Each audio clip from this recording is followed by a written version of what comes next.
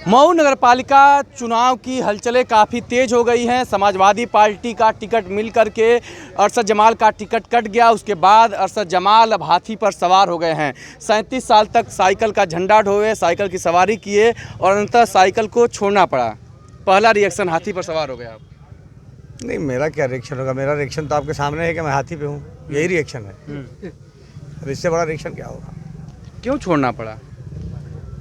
अब मुझे कष्ट हुआ कि हम लोगों ने 37 साल से खिदमत की, मुझे टिकट ही ना देते तो कोई बात नहीं थी, या टिकट देने के बाद भी अगर काटते तैय्या पालकी को देते तो भी कोई कष्ट नहीं होता।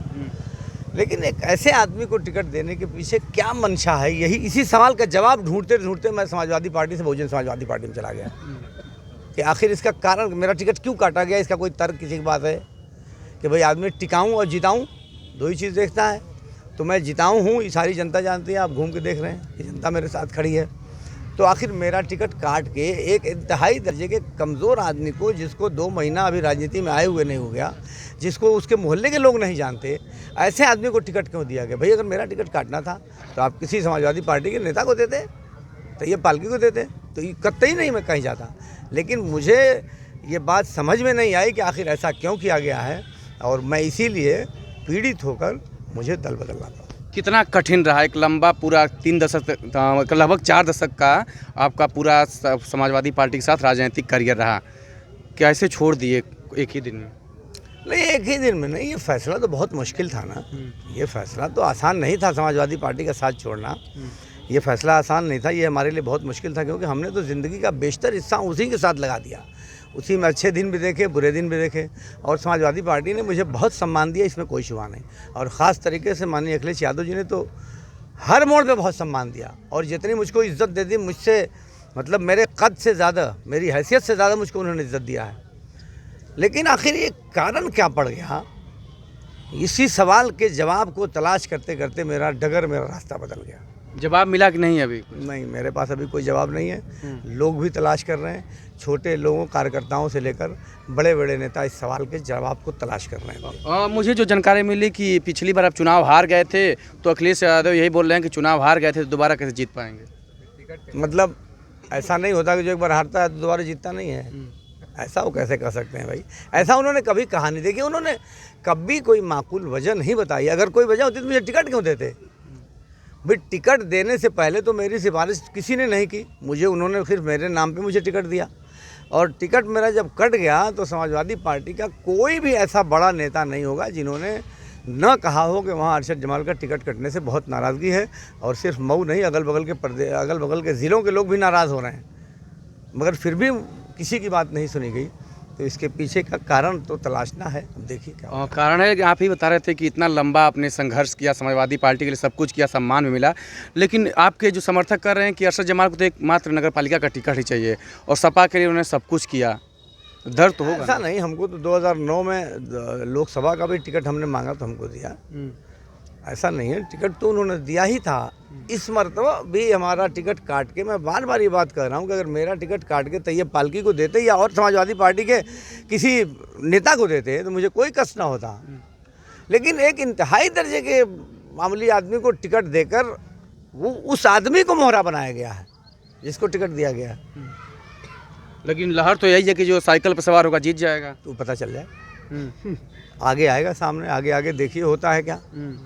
ये तो थी चर्चा, लेकिन अब पता चलेगा ना कि यहाँ अरशद जमाल की वजह से साइकिल है या साइकिल की वजह से अरशद जमाल है, ये आने वाला वक्त बताएगा। लेकिन अब तो हाथी पर है, तो कैसे चुनाव रहेगा? कितना कठिन रहेगा, कितना सरल रहेगा? नहीं, चुनाव तो मुझे नहीं लगता कि कोई दिक्कत है चुनाव में। जनता मेरे साथ खड़ी है, जनता का ये कहना था कि अगर आप किसी भी तरह से लड़ेंगे आपके साथ हम खड़े होंगे।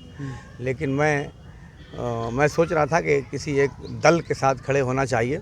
ज़िंदगी का बेशतर हिस्सा हमने समाजवादी पार्टी के साथ गुजारा है, और जो ज़िंदगी बची हुई है उसको बहुजन समाज पार्टी के साथ गुजारेंगे। और उसका कारण ये है कि मुश्किल समय में इस पार्टी ने मेरे कंधे पर हाथ रखा है, तो हम लोग कभी एहसान किसी का नहीं भूलते। हम लोग बहन जी के साथ हैं और रहेंगे। हाँ, लास्ट सवाल ये है कि भारतीय जनता पार्टी ने भी गेम किया है, दलित वोट पे निशाना किया है, और सामान्य सीट पर भी दलित उम्मीदवार उतार दिए हैं। देखिए, बीजेपी की 8 साल से प्रदेश में सरकार है, और काफ़ी दिनों से केंद्र में भी सरकार है। तो बीजेपी अपने कार्यों के बुनियाद पर क्यों नहीं वोट लेने का प्रयास करती?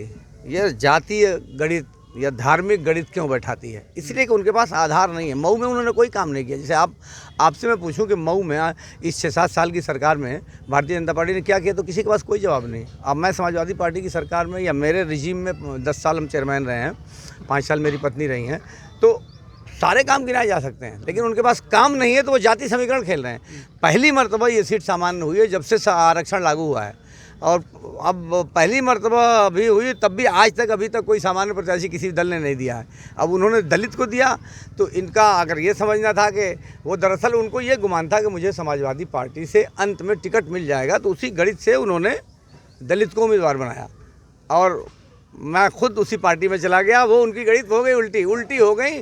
सब तदबीरें, कुछ न दवा ने काम किया, देखा इस बीमारी दिल ने आखिर काम तमाम। मतलब कि आपके साथ सपा ने गेम किया और भाजपा के साथ आपने गेम किया। नहीं, मेरी हैसियत नहीं है कि मैं किसी के साथ गेम कर सकूं, लेकिन सच बात यह है कि वो उनके पास जो उम्मीदवार अलग अलग कैंडिडेट में थे, वो आकलन में उनको फ़र्क पड़ गया है, और हम प्रयास करेंगे कि सारे बिरादरियों का और सारे धर्मों का लोग, क्योंकि मैंने धर्म पर आधारित या जाति पर आधारित राजनीति कभी की ही नहीं है। हमारा कहना है कि जो शोषित हैं, जो पिछड़े हैं, जो कमज़ोर हैं, वो किसी भी धर्म से ताल्लुक़ रखने वाले हों, किसी भी दल से ताल्लुक़ रखने वाले हों, उनकी मदद के लिए खड़ा होना चाहिए और वहाँ विकास को ले आना चाहिए। और सिर्फ ऐसा नहीं कि नाली और खनिजे की बात होनी चाहिए।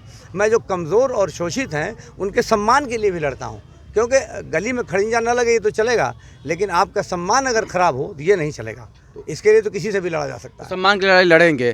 तो तैयब पालकी को मनाने जा रहे हैं? तैयब पालकी के पास जा रहे हैं? तैयब पालकी तो समाजवादी पार्टी में है। हाँ। तैयब पालकी से क्या मुझको लेना देना है? संगठन वो का समाजवादी पार्टी में है, मैं बहुजन समाजवादी पार्टी में हूँ। वो मेरा सहयोग करें तो मुझे तो खुशी होगी, मुझे क्या दिक्कत है। और करें। आपको तो फायदा होगा। जो भाजपा के लोग टिकट मांग रहे थे, नहीं पाए। बताया जा रहा कि व्यापारी खासा नाराज हैं भाजपा से। भाई, मेरी मदद तो ऊपर से आ रही है। मेरा समीकरण मेरी बुद्धिमानी से नहीं बन रहा है। मेरा समीकरण कुल अल्लाह की मदद से बन रहा है। मतलब ऊपर वाले का बनता जा रहा है, ऊपर वाले की मदद है। ऊपर वाले की मदद क्यों होती है? लोगों की दुआएं साथ रहती हैं। हमने लोगों के दुख दर्द में हमेशा काम किया है, तो लोग आज मेरे साथ दुख दर्द में मेरे साथ खड़े हैं। मतलब हाथी कुर्सी तक पहुंचा देगी? नहीं, वो इतिहास बनेगा।